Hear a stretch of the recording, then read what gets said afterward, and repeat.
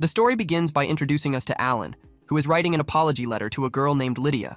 He says that, at the moment, he is on a train heading north of the kingdom. And, as the news must have already reached her, Lydia probably already knows. Alan failed the exam to become a court sorcerer. At this point, we go back a few hours in time. We see Alan's teacher with an expression reminiscent of disappointed parents looking at their child's report card at the end of the school year. He can't believe Alan failed, both the written and practical tests. Surprised, he asks if Alan has any explanation. Alan, unfazed, simply responds with a dry no and completely changes the subject. He asks if the teacher knows of any available jobs, since he spent all his money on the little tiger and has no way to pay for the trip back home. The teacher, who already knows that Alan always sends the little he earns to help his family, praises the noble gesture but warns him he needs to start thinking a little more about himself. Then, the teacher says he has the perfect job for him. A friend is looking for a private tutor for his daughter, and although it's a temporary job, only until spring, the pay is excellent. Alan gets excited about the opportunity, thinking it would be an easy job. But even before he can accept, the teacher is already on the phone with his friend, confirming Alan's presence as the new tutor. As soon as he hangs up, the teacher reveals the student will be Tina, daughter of Duke Howard, head of one of the 4 great ducal houses of the kingdom. She is supposed to enroll at the Royal Academy in the spring. Alan reflects on the weight of the responsibility, but remembers that Lydia is also a duke's daughter, so he already has experience with this type of people. As he already expected the answer, the teacher reveals he bought Alan's train ticket in advance. Alan is outraged, realizing it was all a setup, and he walked right into it. Back to the present, Alan looks out the train window and wonders what kind of ordeal awaits him. Shortly after, upon getting off at the station, he is greeted by Graham, the head butler of the Howard family, and by an adorable little girl named Ellie, supposedly a maid in training. Graham takes them to the car, and upon opening the door, apologizes. The car is a bit tight, Fiat Moby style. Then he asks if Alan would mind letting Miss Ellie sit on his lap. Alan tries to refuse, but Ellie, with that innocent girl look that's anything but innocent, says she doesn't mind. With no way out, Alan ends up with a beautiful girl on his lap. He soon notices something odd. The ribbon in her hair is thin and finely decorated. Too luxurious for a simple maid. He begins to suspect Ellie isn't who she claims to be. On the way, Alan notices Ellie is cold. Without thinking twice, he wraps his scarf around her and casts a spell that regulates the car's temperature, making the environment cozy. Ellie is impressed. Upon arriving at the mansion, Alan helps her out of the car with all elegance and calls her Your Highness. Surprised, Ellie asks when he realized. Alan calmly replies, from the beginning. Her appearance didn't match that of a servant. The clothes were the wrong size, and the white ribbon in her hair was embroidered with gold thread, something rare, even in the capital. Graham is impressed by Alan's perception. Ellie, or rather Tina, runs off, embarrassed, still with Alan's scarf around her neck. Inside the mansion, Graham calls the real Ellie, Tina's personal maid, to take Alan's luggage. But the girl turns out to be clumsy and trips, nearly falling. Alan catches her by reflex. Out of nowhere, he starts patting the girl's head, leaving Ellie blushing and not knowing where to hide her face. Graham, watching everything with a scary aura, comments, "You're exactly as the professor described." Intrigued, Alan asks what the professor said about him, and Graham, with a sinister smile, replies, "That you have a way with lolis." Trying to defend himself, Alan says he just has a knack for dealing with younger people, but let's be honest, that excuse doesn't hold up very well. Next, Alan is taken to meet the head of House Howard, the imposing Duke Walter. Without mincing words, Walter says he personally consulted Alan's professor, who claimed that Alan was the only one capable of carrying out the task. Alan, surprised, replies that the professor only mentioned he'd be Tina's tutor to help her get into the Royal Academy. Walter, with an expression of pure disappointment, reveals Alan's real job, to make Tina give up on entering the academy. Alan is completely lost, and Walter decides to explain more calmly, starting with something he calls historical context. He tells the story of the Howard lineage. According to him, thanks to their decisive role in the founding of the kingdom, 4 great families were granted vast territories, one in each cardinal direction. To this day, each one governs their region on behalf of the crown. Their deep ties to the royal family earned them the title of Highness instead of Your Grace. The Howards rule the north, a harsh, cold, and unforgiving land. For generations, this family has prided itself on its military strength, raising powerful warriors and mages. But that tradition is now at risk. Tina's mother died when she was very young, and Walter only had 2 daughters. The eldest, Stella, did enroll in the Royal Academy, but she shows no magical talent whatsoever, and he doubts she'll inherit the Howard family's ultimate spell. The youngest, Tina, has the opposite problem. She possesses an absurd amount of mana, but can't cast even the simplest spell. Many renowned mages have examined her. None could explain why. Walter continues, Tina has an unshakable sense of justice. As a descendant of House Howard, she believes it's her duty to study magic and swordsmanship at the Royal Academy. But there are other paths. Paths Walter believes are more valuable. That last line intrigues Alan. He asks what these other paths might be. Walter then takes him to a massive greenhouse. Inside, he reveals that all the plants there were cultivated by Tina. After reading old books from her late mother, she began studying ways to make those species grow in the arid northern lands. Her research is a priceless resource for the duchy, and Walter wants her to continue with it. He believes it will bring more benefits to the family than any spell. Alan understands the Duke's feelings, but firmly states that Tina should have the freedom to choose her own path. So, he proposes, if Tina can master magic to the point of meeting the Royal Academy's standards, would Walter allow her to enroll? Reluctantly, but honestly, the Duke agrees. Alan is thrilled. Teaching a girl with so much mana yet unable to cast a single spell is just the kind of puzzle he loves to solve. Soon after, everyone gathers for dinner.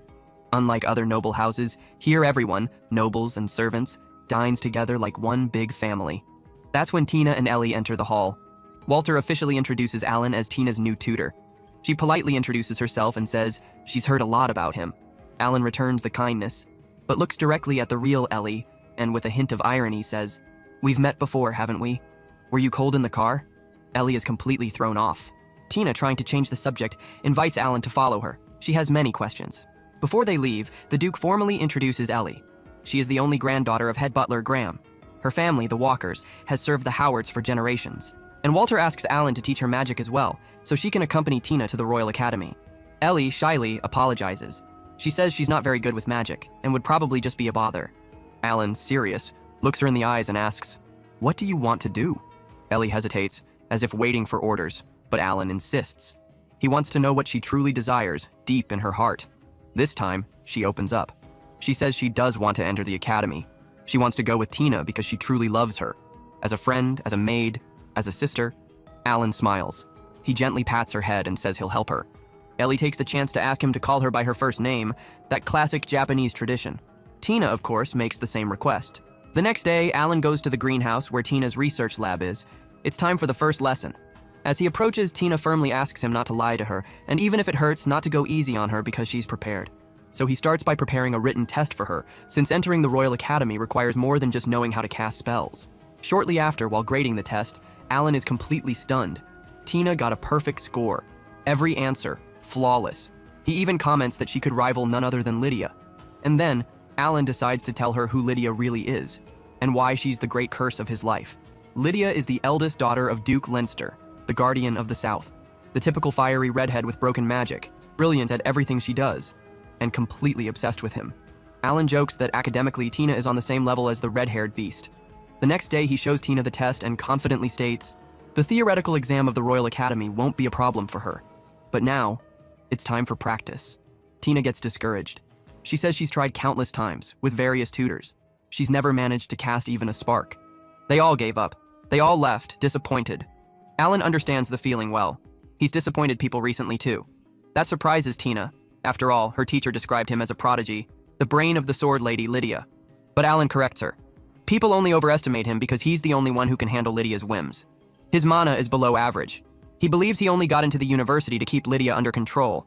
Then he asks, "Tina, do you really want to enter the academy?" Tina takes a deep breath and answers from the heart. She says she doesn't want to go out of duty or obligation.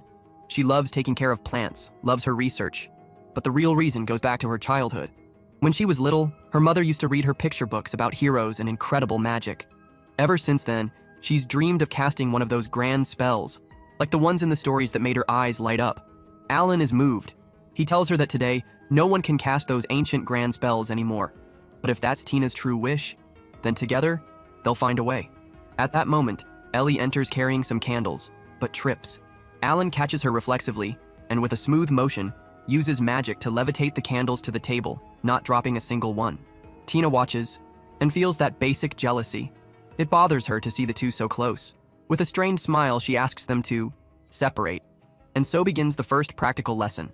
Tina explains what she knows about magic. There are 7 elements: fire, water, earth, lightning, wind, light, and darkness, and that each person is born with an affinity for one or two of these elements. Her family, for example, has affinity with water and wind, and they're known for casting ice magic. Alan praises her but offers a new perspective. He explains that when he heated the car on the way, he used fire, water, and wind together. Even though water and fire are opposites, he managed to combine the two. In other words, maybe this idea of natural element is more flexible than people think. And he challenges the girls to try using all elements, keeping an open mind. As the first exercise, they must interact with the candles using the 7 elements. Ellie goes first. Her affinity is with fire and wind. She lights a candle with a steady flame and then blows a gentle breeze. Alan smiles. She has a bright future. She can handle 2 elements with finesse. Now it's Tina's turn. She channels mana perfectly. The flow is flawless. The magic formula is correct. But at the last second, the magic just dissipates. Tina lowers her head, apologizing. But Alan encourages her. He says the next step will be understanding why her magic isn't activating, because she's got more than enough potential. Then, to demonstrate, he performs a basic spell. But this is Alan, right? The guy conjures beautiful flowers, each representing one of the 7 elements, above the candles. A burst of colors and shapes that leaves the 2 girls completely mesmerized. In his thoughts, he reflects that once you learn the right way, everything flows. Even he, the former incompetent, now masters this with ease. The scene cuts to Lydia, who just received Alan's letter. And, as always, she is furious. How dare he leave without asking permission? Her little pet dared to slip off the leash, and she vows she will not forgive him. The next day, Alan gets ready to give the girls a major magic lesson. He starts with a question. Why do you think people are able to use magic? Tina raises her hand and gives the answer. Because we have mana, and learn to control it through study and practice. Alan confirms she's right. Science has advanced, and the number of mages has grown, he says. But fewer and fewer people can use powerful spells. The great families became famous for their unique spells, the Flaming Bird, the Ice Wolf, the Storm Dragon, and the Thunder Tiger. But today, almost no one can summon them anymore. And their power has been declining over time. Tina is shocked. 200 years of research and reform since the Demon King's War, she says. Was it all for nothing? The teacher assures her it wasn't, but admits that they traded quality for quantity. He believes our connection to magic comes from invisible elemental spirits. Tina pushes back, saying that tests have already disproven that. Fire spells, for example, don't get stronger near volcanoes. In some cases, even water spells come out stronger. Alan smiles, impressed by her knowledge. He says, those tests don't prove anything if we can't measure the power of spirits. Maybe the elements don't even matter much to them. Even so, most spells nowadays focus on just one type of element. Then they move on to the practical part. The teacher asks Ellie, who already masters fire and wind magic, to try using a new kind of spell. She struggles at first but can't do it. He encourages her to try again, and then she succeeds. It's Tina's turn. She tries, but nothing happens. Alan tells her not to give up, but she fails again. That leaves Tina really upset and down. That night, we see Alan in the library lighting a small lamp, looking for a book. He gets excited. These books are national treasures. He believes Tina does have mana, but something is blocking it. Suddenly, someone enters. He quickly extinguishes the light. Tina and her maid appear. Tina picks up a book on magical sciences and dives into reading. The maid asks, "So, what do you think of the new teacher?" Tina replies, "He's very kind, but he has a mischievous side." The maid reminds her it's time to go and leaves to lock up. As Tina heads out, the maid speaks out loud to the empty room. "I know you're in there." Alan appears, surprised she detected him. She introduces herself. "I'm a maid of this house, Shelley Walker. Forgive my boldness, but I must speak about Lady Tina. She's incredibly smart and hardworking, but all the previous tutors gave up on her just because they thought she had no magical talent. That hurt her deeply. She cried in secret but never gave up on her dream of entering the Royal Academy. Ever since you and Lady Lydia arrived, she's been so happy. She looks up to you both. Please, help her." Alan promises he'll do everything he can for her. The scene cuts to Alan with the girls. Tina gets upset when she sees him with Ellie. Alan tries to explain, "I just helped her pick some vegetables." But Tina gets irritated and argues with Ellie. He separates them. "You two are like sisters fighting." After that, he says training will resume later. Shortly after, they return to practical training. Each girl places a hand on a cat, and Tina feels the mana flowing inside her. "You succeeded in the dark mana test," the teacher says. She tries to activate a spell, aiming at the candles, but fails. The tutor says, "There'd be no reason for me to be here if you nailed it on the first try." When it's Tina's turn, she also tries the spell and fails, getting frustrated. The tutor, however, tells her to stay calm and not let it shake her. Then, he shows how it's done, conjuring a little kitten in the palm of his hand. The two girls are enchanted and both want to pet the little creature, but before they can start arguing over it, the tutor summons one cat for each of them. That night, a letter arrives for Alan, sent by Lydia. The content makes it clear she's furious that he went to Howard's. She writes that she's tried teaching Tina many times before and never got good results, so he's going to struggle too. "Sure, it might work if it's you," she admits, but says that's completely beside the point. "Don't even think about trying anything with anyone else besides me. I know you're hiding something." She goes on, Since when do you keep secrets from your lady? But fine. I'll see you at the Royal Academy entrance exam. If you run, I'll hunt you to the ends of the world, chop you into pieces, and burn the rest. She ends by saying she doesn't demand a letter every day, but expects at least one every 2 weeks. When Alan finishes reading, his maid asks what Lady Lydia wanted. He replies that she's mad because he doesn't write often. The maid finds it cute, thinks Lydia must care deeply for him, and probably feels lonely without him around. Later, he continues training Tina and Ellie. He notices the new magic formula is starting to show results, with Ellie making more progress. When Tina tries to use her magic, she manages to create a small bit of ice. Later that night, Alan is leaning over books, reflecting on Tina's spell. It seems like just one step is missing for it to activate. Since modern theories aren't helping, he decides to dig into ancient records. Alan leaves his room and runs into Ellie. She thanks him for everything he's doing. Then she shares that her grandparents asked to see her earlier. She knows they love her more than anything. Not just because she reminds them of their late daughter and son-in-law, but because she's family. They hugged me so tightly, she says. And ever since, she's had a strange feeling because it came so suddenly. She wanted to understand, and they said they needed to talk to Alan about her. Alan responds that he just gave her grandparents a bit of advice. He then recalls a moment with Ellie's grandfather, who asked Alan to look after her. She's talented, the grandfather explained, but she struggles to use that talent in a way that lets her face the world safely. I want her to know how important she is to us. Having a family that loves you is the greatest support there is. Alan related to that, since his own family had been his foundation through many phases of life. Ellie is touched. She shares that she lost her parents as a child and came to live with the Howards after the family took her in. She remembers the day she arrived. A little girl tried to follow her everywhere. That girl was Lady Tina. She had also lost her mother around that time. She continues, even being the heir to my surname, I felt like nothing I did ever worked. Before I realized it, Lady Tina had already surpassed me with ease. Afraid I'd be left behind, I gathered the courage and asked the Duke to let me try for the Royal Academy too. Alan praises her for forging her own path. You're brave and very talented, he says. And you're not alone. We're here with you. Later, we see Ellie successfully using her power to light candles. Alan asks her to try the other elements. Ellie admits she's afraid of lightning and light, but wants to try with his help, believing that with the spirits by her side, she'll master it quickly. Alan is delighted by her progress. She's doing very well and may soon be ready to use magic jewels. Now it's Tina's turn. She tries to use her power once more, but fails to ignite the flames. Alan reassures her, saying they still have time, and will try a different spell formula. All we can do is keep testing our theory, he says. Later, Alan goes to the Duke and tells him that despite Tina having an absurd amount of mana, he can't guarantee she'll pass the entrance exam. He suggests she not attempt it. He argues that it would be irresponsible to place her in the magic program if she can't even cast a spell, but he defends that the Academy should consider her intelligence as a valid reason for acceptance. The Duke says he understands Alan's point of view, but reminds him that the noble world doesn't make things easy, something Alan knows all too well. A girl from House Howard with no magical talent would become a target for every fool at the Academy. I don't want Tina to suffer even more than she already has, he says. If she doesn't improve, you'll do what I asked. Alan tries to disagree, but the Duke cuts him off. I'm counting on you. Then we see Tina trying once again to use magic, and failing. Alan approaches and says he'll stay with her during training. She accepts and keeps practicing. I don't understand anything, Alan thinks. Lately, her spells disappear so quickly he can't even study them properly. It seems like something is rejecting the magic, but he can't find any mistakes in the formulas. I don't know why her spells aren't working, but there has to be a way to help. Later, Alan goes to sleep and wakes up the next day exhausted from staying up all night. As he leaves his room, he finds Tina asleep at a table. She also stayed up late practicing. She wakes up when she senses Alan nearby and sees the book in his hand, realizing he was reading because of her. Tina comments that she knows he stayed up all night, even skipped breakfast because of it, and that he keeps creating new formulas to help with training. Alan tells her not to worry. He loves reading and enjoys adjusting spells, though he admits he's more tired than usual today. Tina is deeply shaken, thinking he must be angry with her and blaming her for the lack of results. She feels useless, says she has no talent and can't cast anything. Alan tries to comfort her, but Tina begins to cry, feeling completely powerless. Through tears, she confesses that she has deep respect and affection for him, even love. But every time he praises Ellie in front of her, or every time she sees Ellie progressing while she's stuck, dark feelings rise inside her.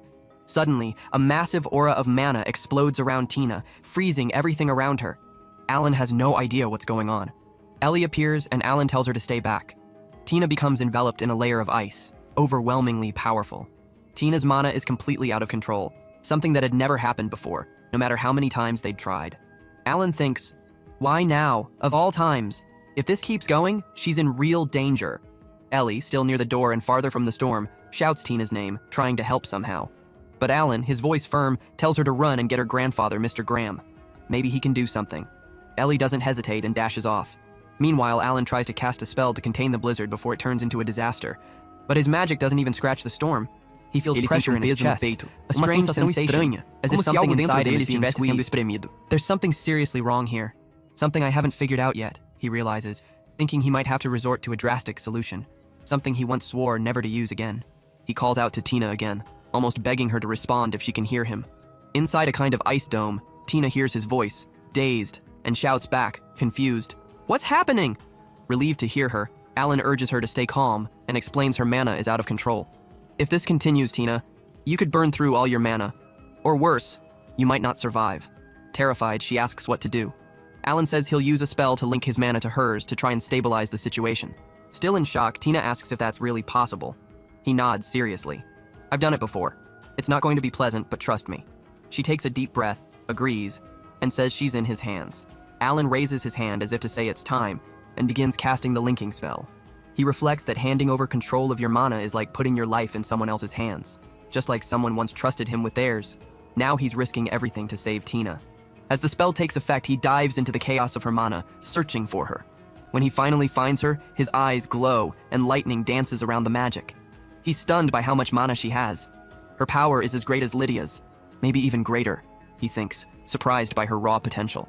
Suddenly, Alan begins to feel Tina's thoughts and emotions, as if he's inside her mind. She's blaming herself, calling herself the useless daughter of the Howards, a family of renowned mages. Through tears, she says she never should have been born, that she's a disgrace to the family. She cries out for her mother, her father, begging for help. Hearing all this, Alan calls to her firmly, and she responds, as if his voice sparked something inside her. At that moment, a light appears, and out of nowhere, an ice bird forms behind Tina and flies off. The storm begins to lose strength, and Alan wonders if that icy creature is trying to help. Seizing the opening, he summons a firebird. Not perfect, but it'll do. The flaming bird charges at the ice walls, trapping Tina, melting everything and finally setting her free. The storm fades, and the air returns to calm.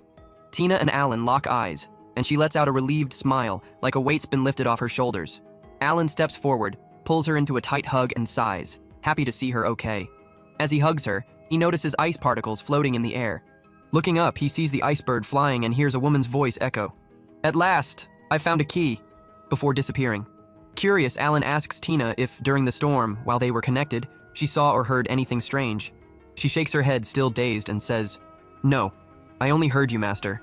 He realizes he was the only one who witnessed that strange phenomenon.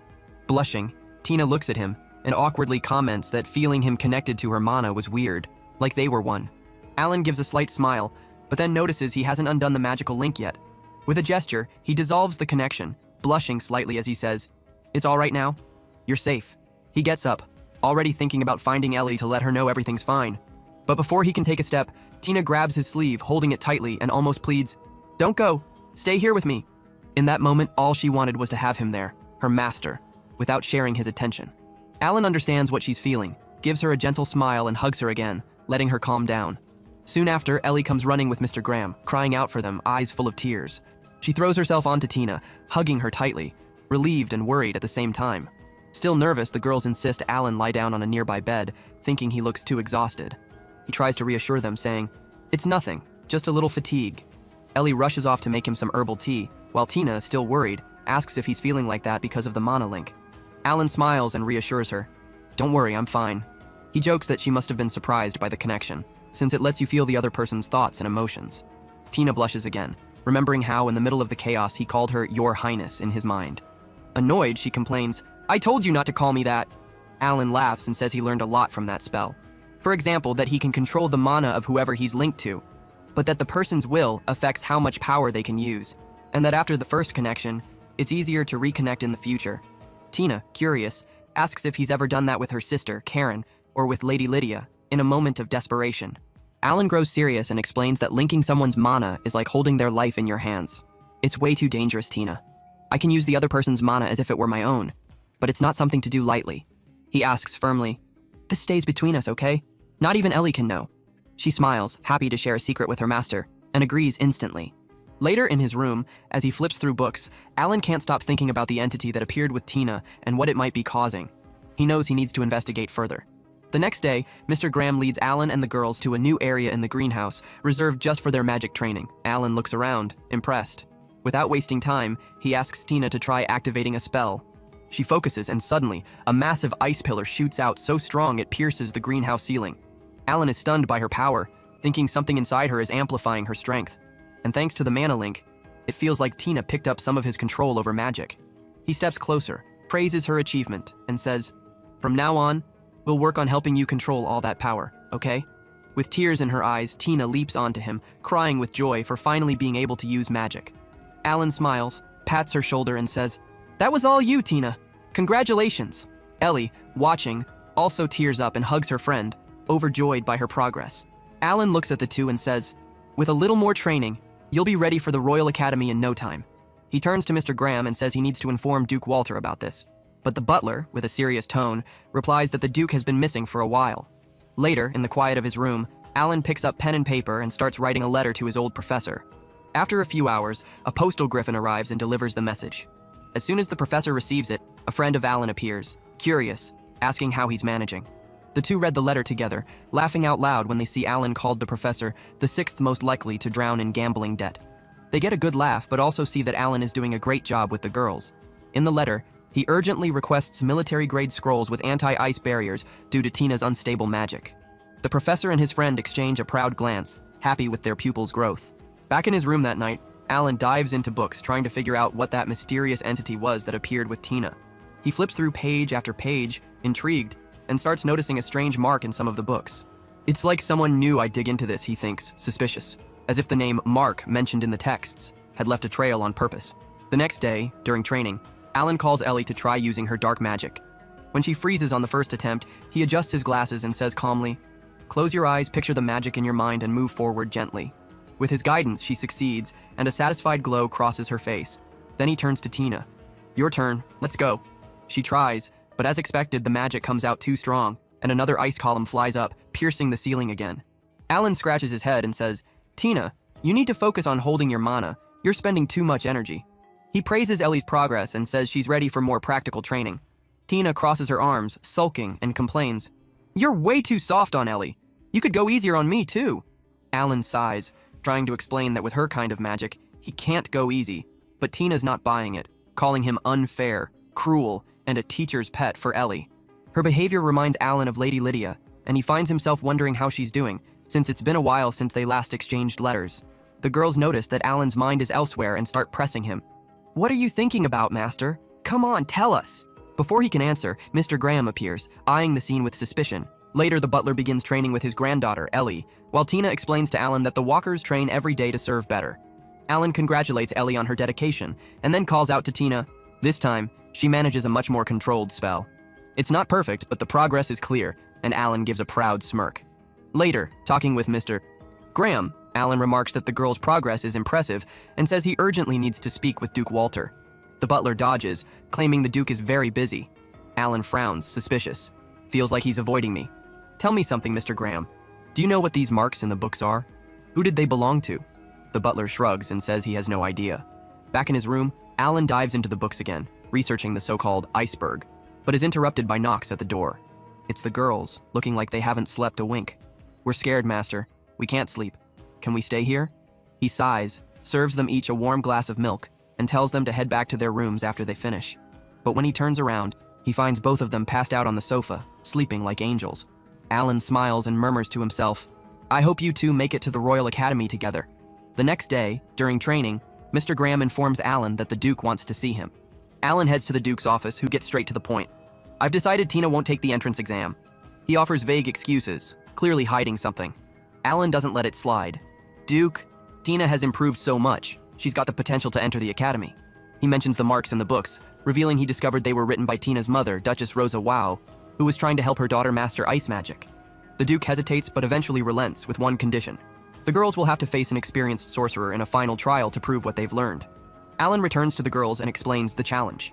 They get nervous at the thought of fighting someone so skilled, but he smiles. "You can do it, I know you can. I'm really proud of you." The girls blush, a little embarrassed but motivated. Alan resumes training, confidently blocking attacks as the girls prepare for the big test. Ellie launches her dark magic at the boy, who blocks it effortlessly and traps Alan's feet with a spell. Both Ellie and Tina think they've got the upper hand. Alan watches their coordination, impressed by their teamwork, but notes they still need to stay focused on the opponent. With a quick move, he thaws his feet and escapes the trap. The girls attack together again, but the boy blocks easily. Wanting to teach them a lesson, Alan summons a dense cloud, catches them off guard, and defeats them both with ease. He praises Tina's trap and Ellie's close quarters combat, which is improving every day, but warns them, "You still have a lot to learn." Alan explains that in the final exam, they'll face a powerful sorcerer chosen by Duke Walter, someone capable of using advanced spells. "You need to give it your all," he says, serious. Since time is short, he urges them to make the most of every second for training. The girls nod, determined, and promise to give it their all to get into the Royal Academy. After an intense training session, they go for a bath, excited about the challenge. Tina tries to reassure Ellie, "Relax, it'll be fine." Ellie tells her that her grandparents, Graham and Shelley, always trained her in martial arts, something common for those who serve House Howard. Then she turns to Tina and says, "They always said how amazing you are." Tina smiles, shy, and replies, "The amazing one is Alan. He helped me awaken my power." The two hug, promising to enter the academy together. Ellie, exhausted, ends up fainting after spending too much time in the pool. Alan uses a spell to dry both girls' hair, something he used to do a lot in the past. The girls, with a hint of jealousy, want to know who he's done that for before. He laughs and explains, "For my sister, Karen." Alan proudly shares that Karen is currently at the academy, and that if they pass, they'll see her often. "She's older than you two, but she's really nice, I swear." The next day, Alan proposes a challenge. If they can land a hit on him, they win the session. During the practice, he notices Ellie is getting stronger. Tina launches her ice spells, and Alan dodges with some difficulty, realizing she still can't fully control her magic. The two combine their attacks, and Alan assumes it's just a diversion, but Tina appears from above with a spell.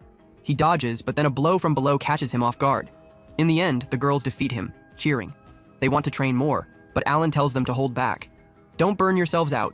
Save your energy for tomorrow's exam." At night, Alan continues researching the ice phoenix he saw flying. Suddenly, Tina appears at the door, saying she can't sleep and came to talk. She says she thought about checking the greenhouse plants for inspiration before the exam, but saw his light on and decided to come in. Worried, she asks, "What if we don't pass, Master? We won't get to go to the capital." Alan smiles confidently. "You'll do great, Tina. I'm sure you'll get into the academy." Tina brightens up but hesitates, as if she wants to share something. She opens her heart. When she was little, her mother used to read her stories full of heroes casting amazing spells. There was the Flaming Lion, the Fire Clin, the Jade Bird of Healing, the Storm Kingfisher, and the Ice Crane, an extinct bird that freezes everything. Tina believes those legendary spells are real, and that's why she wants to go to the Royal Academy, to prove her mother's stories were true. Embarrassed, she admits Alan is the first person she's ever told this to. He thanks her for the trust, with a gentle smile. Alan pulls a book from the shelf and comments that, over the past few months, he's come across several notes on ice magic formulas, all bearing the same mark. Tina's eyes widen in recognition. "That's my mother's mark!" Alan never met Duchess Rosa Wow, but seeing those notes, he realizes how much she cared for her daughter. The formulas he's been teaching all came from her books. Tina, moved, starts crying and throws herself into Alan's arms, promising, "Tomorrow I'm gonna win and get into the academy." On the day of the exam, they arrive at the hall where the big battle will take place. Alan looks at the girls, and with a firm tone says, "Stay calm. You've got this. Together, you're unbeatable." Suddenly, Ellie's grandmother appears holding something in her hands. She approaches and asks Alan to stay in the stands and just observe, without interfering. Before leaving, she hands Tina an old staff with engraved details and explains, "It belonged to your mother. She asked me to keep it safe and give it to you when you mastered your magic." She lowers her head, almost ashamed, and adds, "Sorry for not giving it to you sooner." Tina grips the staff tightly, her eyes shining with determination, and says, "I won't lose." The maid, tears in her eyes, smiles in relief for fulfilling Duchess Rosa's wish. She hugs them both and says, "Believe in yourselves and what you've learned. I want to see you shine." The girls turn to Alan and say, "Master, watch us. We're going to use everything you taught us." Alan smiles and wishes them luck. "Good luck, girls. Go get 'em." On the battlefield, their opponent appears, and Tina's heart almost stops. It's her father, Duke Walter. Ellie charges forward bravely, unleashing her dark magic and trying to land a hit. But the Duke blocks with a shield and easily throws her into the air. She doesn't give up. She chains a series of attacks and manages to knock him down momentarily. Tina joins the fight, summoning her ice power, but the spells slip right off her father like they're nothing. When Ellie nearly gets hit by a powerful blow, Tina pulls her back just in time, saving her. Together, they manage to trap the Duke for a moment, but a dark mist rises, and he blocks even their strongest attacks with ease, leaving them cornered. The Duke casts an ice spell that covers the entire arena, neutralizing Ellie's magic. The girls begin to weaken, but Alan shouts from the stands, lifting their spirits again. Tina takes a deep breath and, to Alan's surprise, uses an ice spell he never taught her. The two block the Duke's attack, gaining a second wind. They shout at him to give up, but he invokes the Howard family's supreme magic, an overwhelming power. The blast heads straight for Tina, who can barely hold a barrier. Alan leaps from the stands and reinforces her shield with his own magic, saving her just in time. The Duke looks at the girls impressed and says, "You're good, but now I'll finish this with my ultimate spell." He launches the attack, and the girls dodge at the last second, rolling across the ground.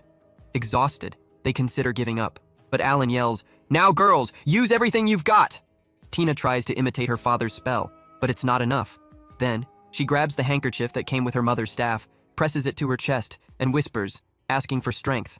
A wave of energy surrounds her, and she unleashes a power never seen before, defeating the Duke with a blinding ice strike that lights up the arena.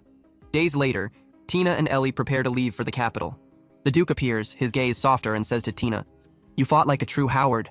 I was afraid to let you go, daughter. I didn't want to lose you." He hugs her, moved. Tina smiles and asks, "Dad, take care of the greenhouse plants, okay?" He chuckles, but replies thoughtfully, "The greenhouse is too small for a tree as strong as you. I know I can't hold on to you forever." He turns to Alan and adds, "I entrust my girls to you." Alan nods, promising to look after them at the Royal Academy.